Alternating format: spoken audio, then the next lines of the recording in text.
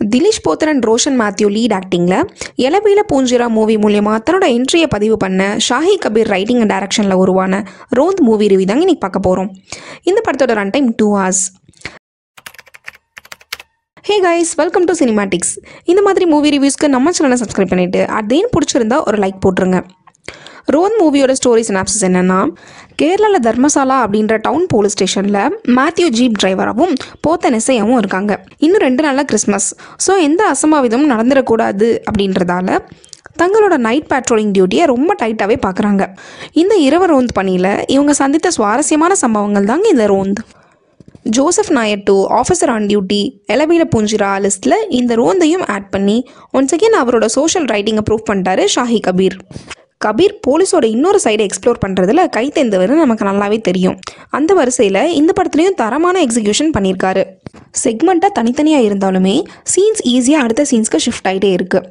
இந்த நைட் பேட்ரோலில் இவங்களுக்கு வர கேசஸ், அது இவங்க என்ன ஸ்டேட் ஆஃப் மைண்டில் ஹேண்டில் பண்ணுறாங்க, எதுக்கெல்லாம் எமோஷ்னலாக ரியாக்ட் பண்ணுறாங்கன்னு காட்டினதால அதெல்லாம் எபிசோட்ஸாக இருந்தாலுமே ஹோல் ஸ்க்ரீன் பிளேவாக பார்க்கும்போது எங்கேஜிங்காகவே தான் இருந்துச்சு.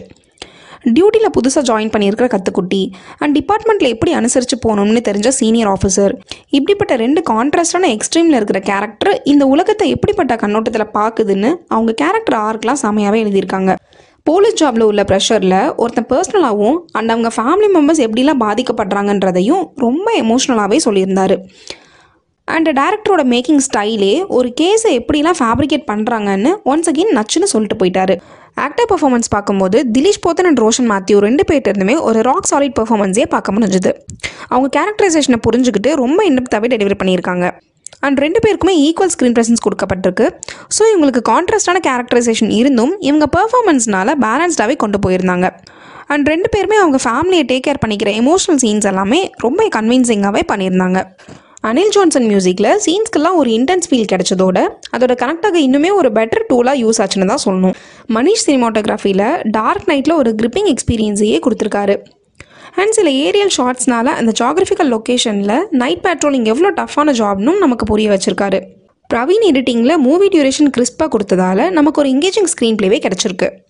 இந்த மூவியோட பாசிட்டிவ்ஸ்னு பார்த்தீங்கன்னா, சாலிடான story, realistic and engaging screenplay, actors performance and cinematography இதெல்லாம் தாங்க. நெகட்டிவ்ஸ்னு பார்த்தீங்கன்னா, இந்த 2 போலீஸையும் ஃபைனல் கேஸோட லிங்க் பண்ணதை இன்னும் கொஞ்சம் டைம் எடுத்து இன்டெப்த்தாகவே சொல்லியிருக்கலாம்.